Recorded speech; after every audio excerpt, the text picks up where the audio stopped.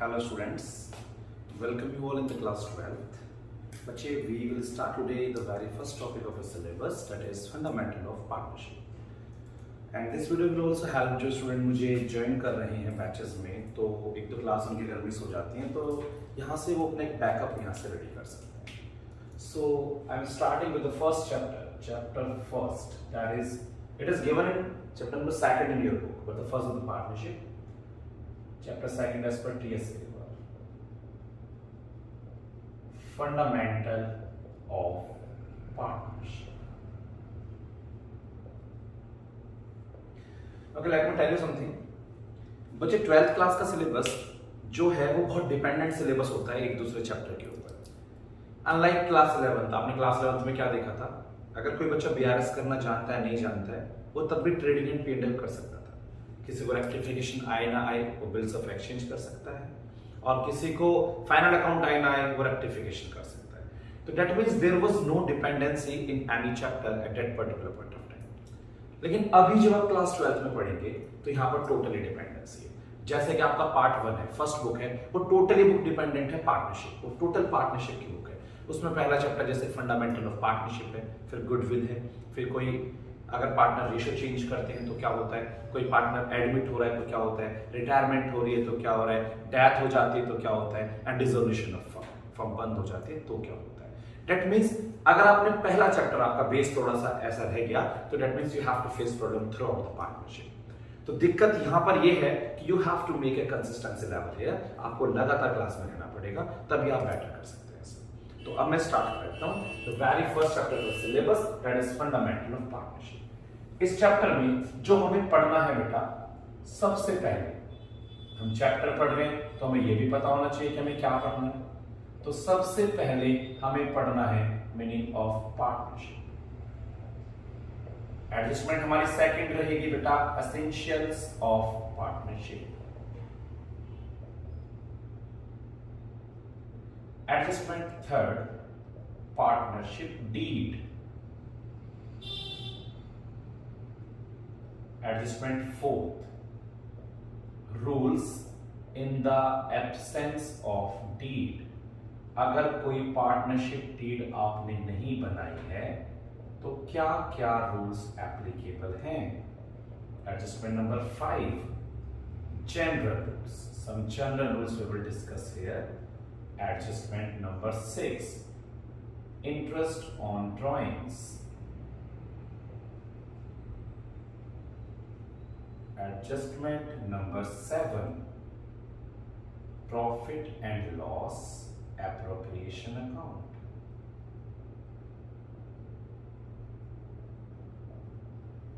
Adjustment number 8, preparation of capital account.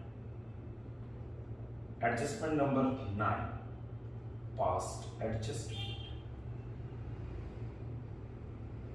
Adjustment number 10, guarantee of profit.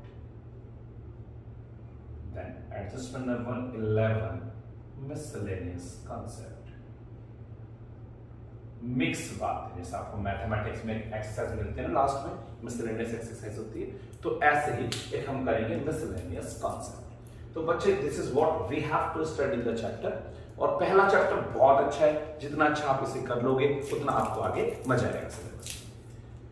So we are starting with the very first adjustment. Adjustment number first, that is meaning of partnership.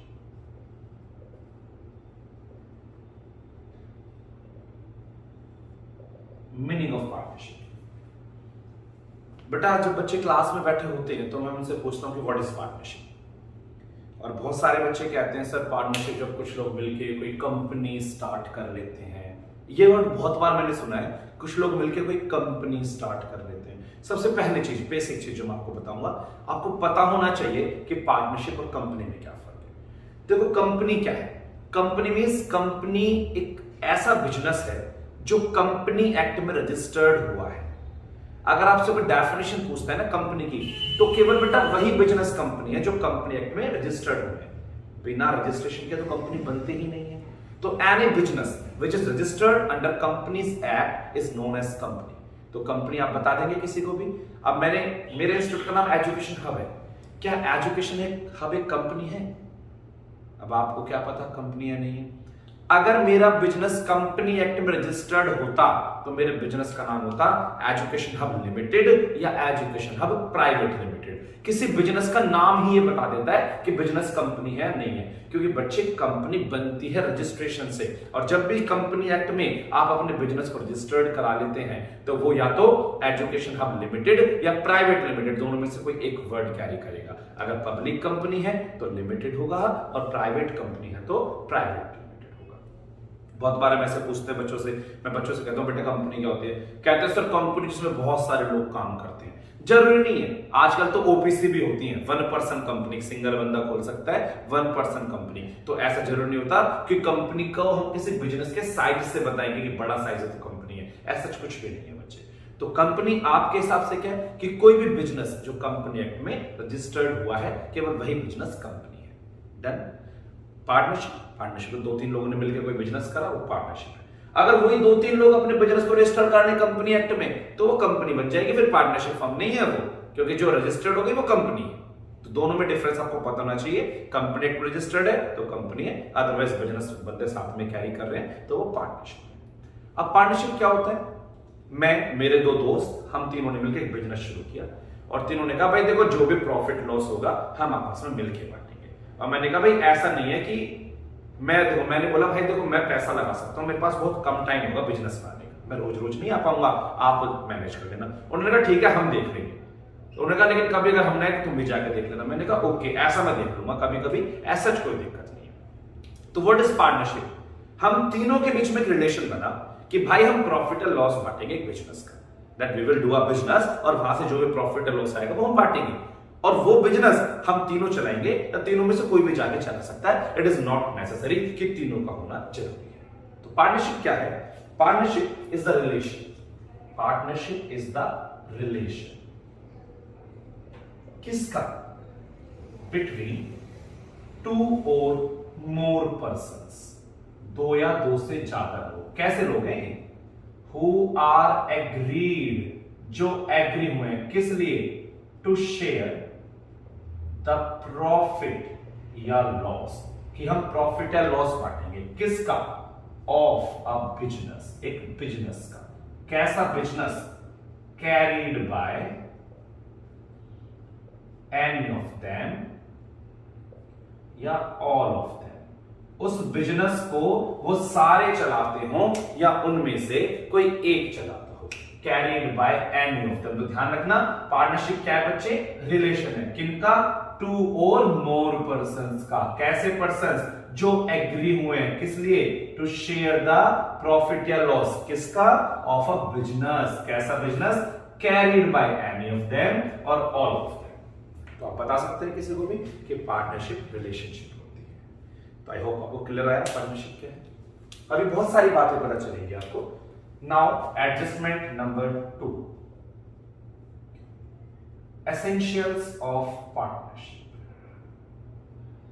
एक partnership में क्या क्या essentials हैं, क्या क्या partnership के features हैं, ये आपको पता होना चाहिए। सबसे पहले 2 और मोर पर्संस।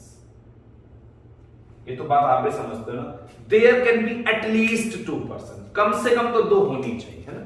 तो there can be at least, there must be, I should say there must be at least 2 person to form a partnership. एक बच्चा कह रहा है सर मैक्सिमम के बारे में तो बता दो, कितने हो सकते हैं, ज्यादा से ज्यादा कितने रख सकते हैं सर? बेटा बिल्कुल बताऊंगा, ध्यान देंगे आप सर।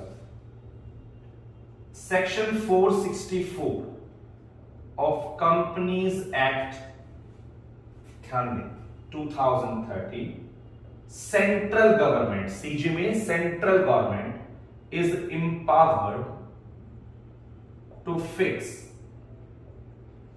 Maximum partner 100। सेंट्रल गवर्नमेंट के हाथ में पावर होती है कि वो किसी भी बिजनेस पार्टनरशिप को 100 पार्टनर की परमिशन दे सकता है। But rule 10 of Companies Act 2013, 14 amended है, मैक्सिमम नंबर ऑफ पार्टनर 50 नहीं, 50 से ज्यादा नहीं होंगे। अब आपके माइंड में ये आ गया सर 100 होंगे या 50 होंगे, तो let me clear you, maximum partner 50 ही होते हैं, लेकिन अगर कोई बिजनेस 50 से ऊपर पार्टनर चाहता है करना इन सम स्पेशल केसेस, तो सेंट्रल गवर्नमेंट चाहे तो उसे 100 पार्टनर की परमिशन दे सकती है। बाकी मैक्सिमम होते कितने सर 50 होते हैं। डन है बातें? तो it's all about 2 or more persons। Second, there must be a business, business का होना बहुत जरूरी है। मैं और मेरा दोस्त जा रहा था घूमते घूमते और रास्ते में हमें एक कार मिल गई, या कार चलो छोड़ो, कुछ लोहे का बहुत बड़ा सामान पड़ा था, लगभग 100 किलो का था। मैंने कहा इसको उठा लेते हैं, बेच देते हैं 100 का वार्डे। उठा के ले गए, उसको बेचा और वो बहुत महंगा बिक गया और 2-3 हजार रुपए का बिक गया। उसने कहा भाई आधे तेरे आधे मेरे। मैंने कहा ठीक है, तो can we be partner in this case? क्या हम पार्टनर हैं? नहीं बच्चे, बिल्कुल भी नहीं है। पूछो क्यों?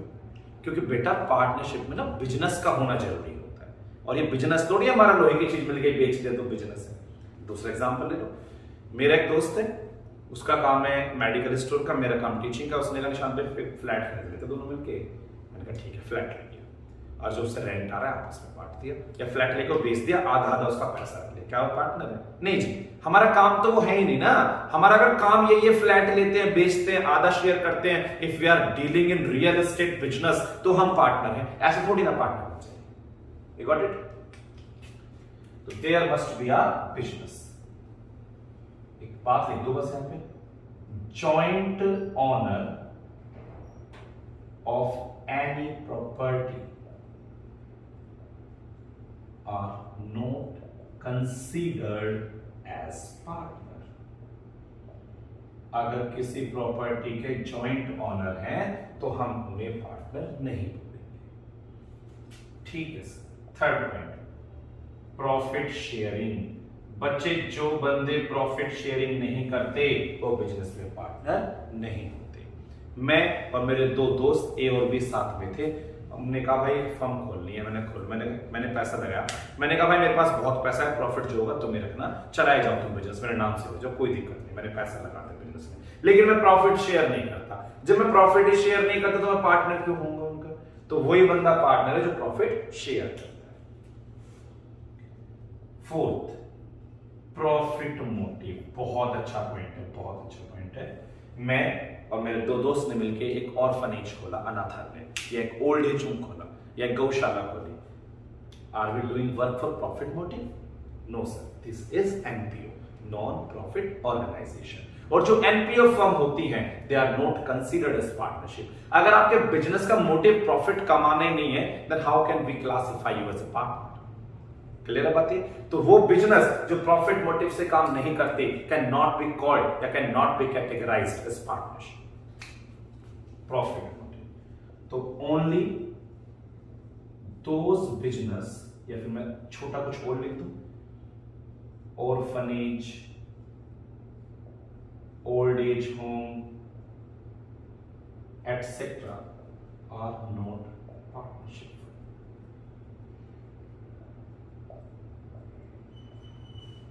So next point, yes, fifth is and last, mutual agency या म्यूचुअल टेस्ट। सर ये क्या है बेटा? ये वाली बात है, business can be carried by any of them और ऑल ऑफ देम। बिजनेस वो सारे भी चला सकते हैं या एक भी चला सकता है।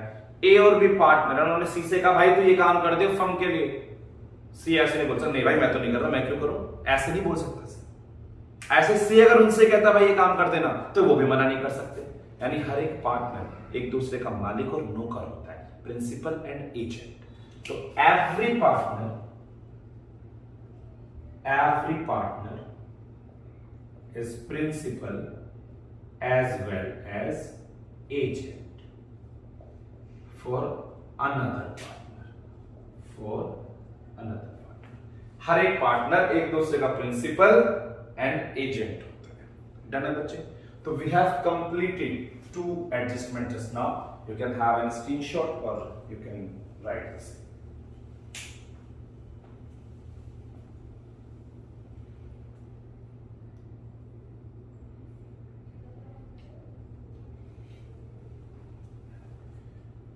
Done बच्चे? So we are moving now with the very next term. The next adjustment is partnership deed.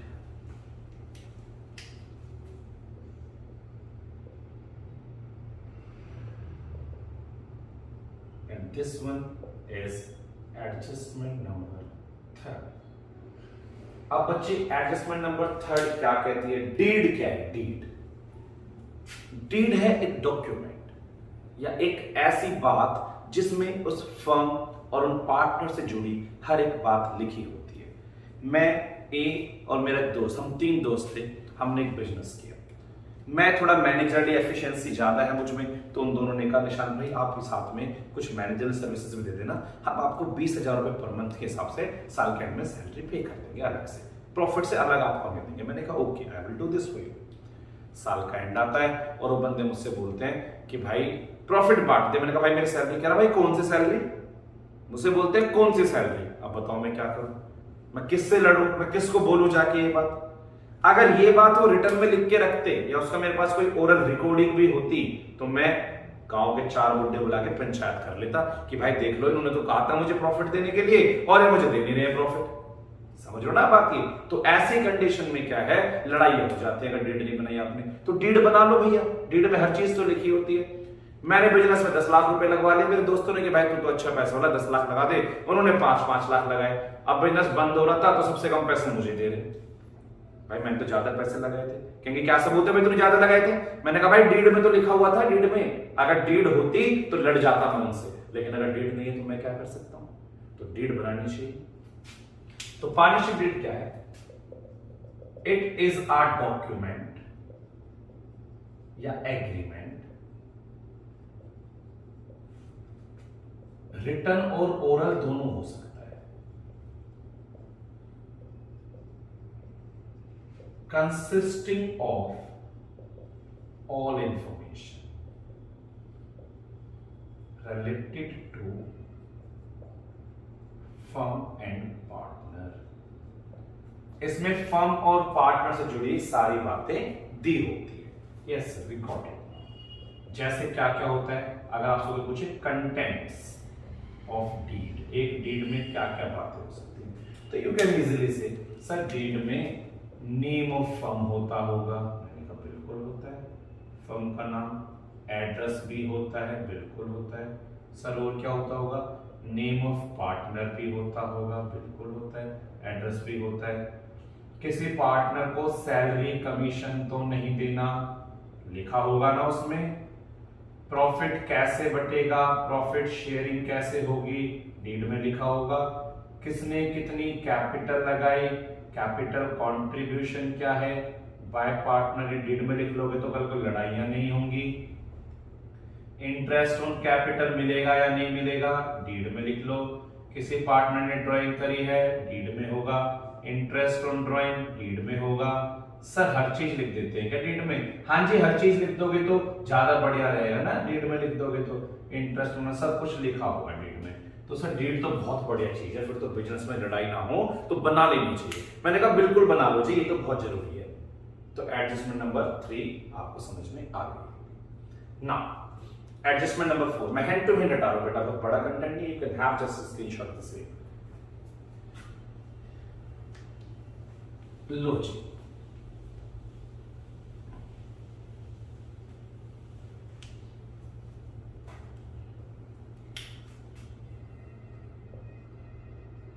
adjustment number 4 is now rules in the absence of partnership deed। अगर डीड नहीं बनाई, अगर डीड नहीं बनाई तो क्या क्या रूल्स एप्लीकेबल होंगे, तो हमें ये देखना है। तो rules in the absence of deed, अगर डीड नहीं है। First, interest on capital is not allowed. बेटा बहुत इंपॉर्टेंट होता है, ये यूज होगा हमारे क्वेश्चंस में। अगर डीड नहीं है तो किसी भी पार्टनर को इंटरेस्ट ऑन कैपिटल दिया नहीं जाएगा। सर ऐसा क्यों? बच्चे डीड में क्या लिखा था? कैपिटल कितनी है, किस बंदे ने कितनी कैपिटल लगाई, ये बात तो डीड में लिखी थी। अब डीड आपने बनाई नहीं, मैं कह रहा हूं भाई 50 करोड़ रुपए लगाए थे मैंने, तो लाओ तो इंटरेस्ट, लड़ाइयां हो जाएंगी। तो बेटर है कि इंटरेस्ट ऑन कैपिटल नहीं मिलेगा। मतलब कोई भी काम नहीं करना। सर और क्या नहीं करना? Interest on drawing is not charged. किसी भी पार्टनर की ड्राइंग पर इंटरेस्ट चार्ज नहीं किया जाएगा। ठीक है sir. Sir any other point? Third point, किसी भी पार्टनर को सैलरी कमीशन नहीं देना, क्योंकि भाई डीड आपने बनाई नहीं, फिर लड़ाइयां होंगी ना। और प्रॉफिट रेशियो या profit should be equally divided. लड़ाई ना हो, इससे बड़ी यही तरीका भाई, लात मुंह से बजे क्या फायदा है, प्रॉफिट को इक्वली बांट लो। And fifth one is interest on partners loan is 6% per annum maximum. अगर किसी पार्टनर ने फर्म को लोन दिया है तो उसपे 6% का मैक्सिमम इंटरेस्ट होगा। तो don't forget these 5 points in the absence of deed. पहला, इंटरेस्ट ऑन कैपिटल नहीं देना। दूसरा, इंटरेस्ट ऑन ड्राइंग नहीं लेना। तीसरा, सैलरी कमीशन नहीं मिलेगा। चौथा, सर रेशियो इक्वल होगी, प्रॉफिट बराबर बांटेंगे। पांचवा, interest on loan 6% per annum maximum. फटाफट से स्क्रीनशॉट लो एंड नोट करना है जो भी, डू फास्ट।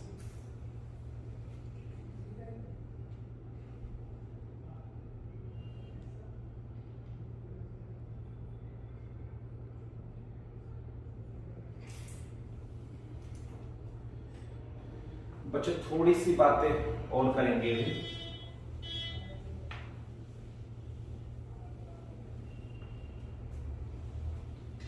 क्योंकि मेरा पर्पस पूरा हो जाए एक बार कि बच्चे जो न्यू ज्वाइन करेंगे उन्हें ये बात समझ में आ जानी चाहिए। सो मैं एडजस्टमेंट नंबर अभी 6 लेने वाला हूं बेटा। यहां पर adjustment number 6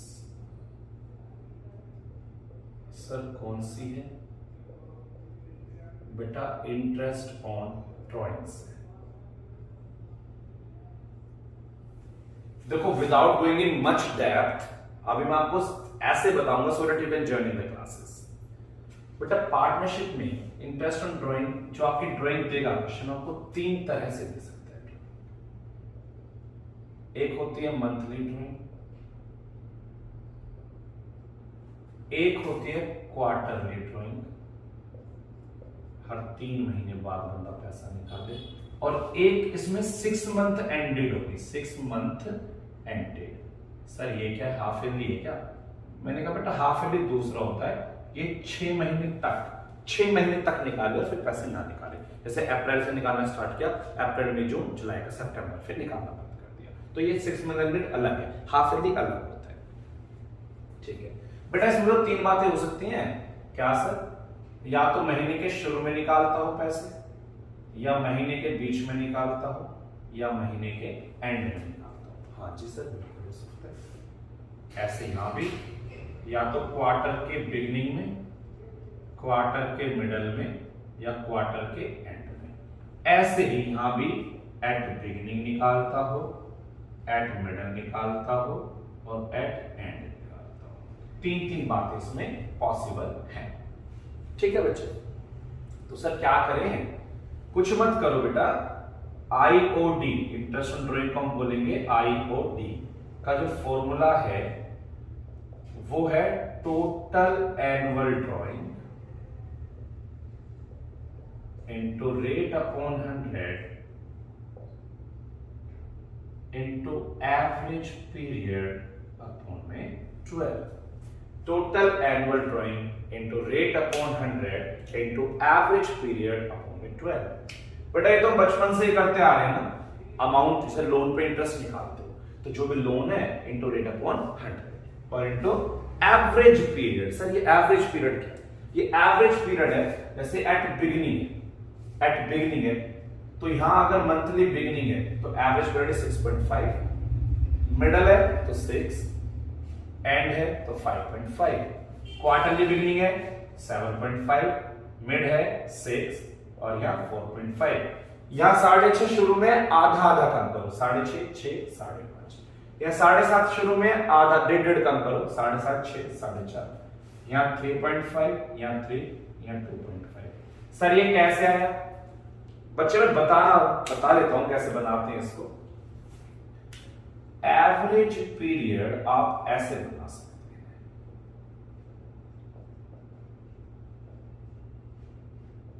time left after first drawing plus time left after last drawing divided by 2।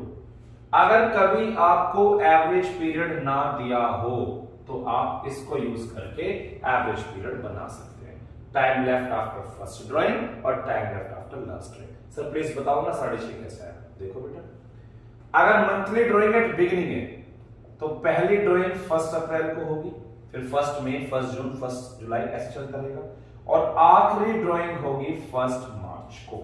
आखिरी ड्राइंग कब होगी? 1 मार्च को। तो पहली ड्राइंग 1 अप्रैल को है तो कितने महीने बचते हैं? अभी 12 मंथ्स आर लेफ्ट। एंड अगर 1 मार्च को है तो ओनली मार्च इज लेफ्ट। तो time left after first drawing 12 month, time left after first drawing last drawing 1 month, तो 12 plus 1 13 divide by 2 that means 6.5। हां सर ये तो बात ठीक है।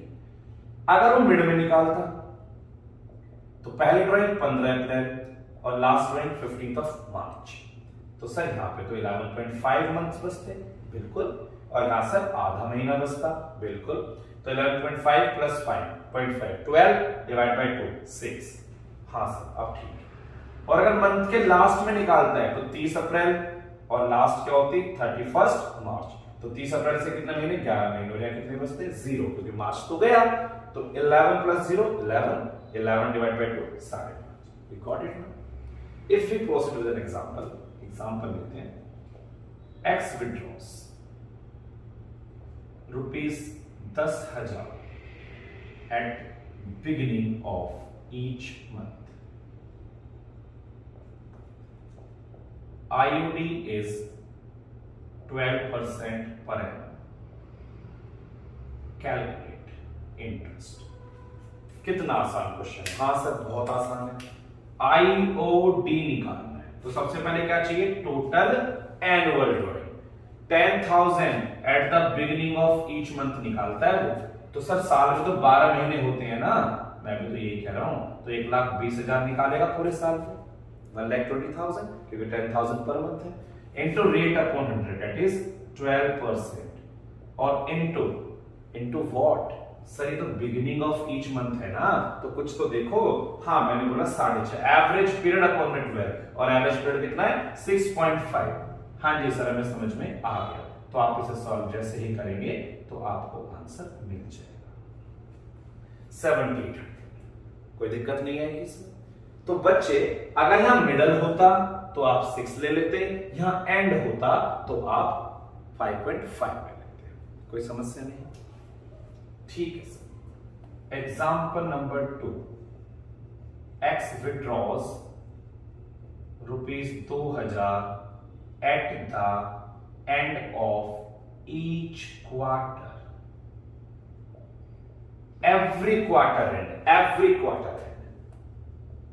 IOD 12% per annum. Calculate interest. हाँ सर हम तो ये भी कर लेते, तो कैसे करते? टोटल एनुअल ड्राइंग 2000 निकालता है जी, लेकिन हर क्वार्टर में, और साल में क्वार्टर होते हैं 4, तो साल में 8,000 निकाले। डन है ना? 4 से मल्टीप्लाई किया मैंने, रेट अपॉन 100 सही है, और average period upon 12, end of each quarter. Quarter and का क्या है? 4.5 अपॉन 12। जी सर हम इसको कर सकते थे, 360 आंसर आ जाएगा। तो I think you got it, what it repeat now, not it. And एक चीज और बस छोटी सी करेंगे,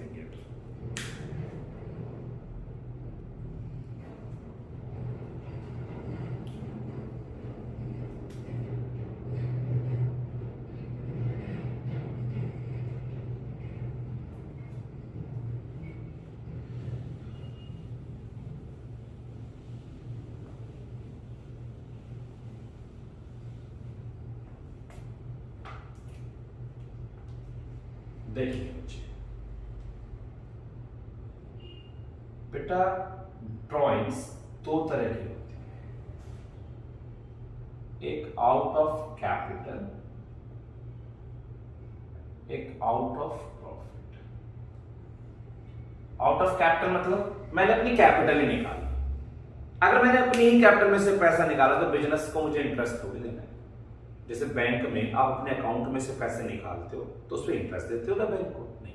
लेकिन अगर लोन लेते हो या क्रेडिट कार्ड पे अगर लेट पेमेंट करते हो तो यू हैव टू पे, होता है ना ऐसा? सेम। तो अगर आउट ऑफ कैपिटल है तो नो आईओडी, कोई इंटरेस्ट ऑन ड्राइंग नहीं लगता, नो आईओडी इज चार्ज्ड। लेकिन अगर आउट ऑफ प्रॉफिट है तो आप आईओडी हमेशा लगाएंगे। ठीक है बच्चे, अब मेरा node first, if date of drawing is not given, अगर ड्राइंग की डेट गिवन नहीं है then average period is taken 6 months। अगर ड्राइंग की डेट गिवन नहीं है तो इंटरेस्ट हमेशा 6 महीने का लगेगा। फर्स्ट बात। सेकेंड बात, check whether per annum is given or not. ये भी चेक कर लेना कि क्वेश्चन में आपको ऐसे दिया है 10% पर एनम या नहीं दिया है। इफ पर एनम इज नॉट गिवन, अगर पर एनम गिवन नहीं है then average period is not taken. अगर किसी क्वेश्चन में इंटरेस्ट ऑन ड्राइंग बस ये लिखा है 10% और उसके आगे पर एनम नहीं लिखा तो बेटा आप कभी भी ये वाला काम मत करना। ये काम तभी करना है जब पर एनम दिया हो। जब पर एनम नहीं लिखा होता तो हम एवरेज पीरियड को इग्नोर करते हैं, वो इररेस्पेक्टिव ऑफ पीरियड होता है। ये बात ध्यान रखनी है आपको, ठीक है? तो हमारे लिए इतना काफी है। Then we will do with the class and we will do in the very next video. Take care.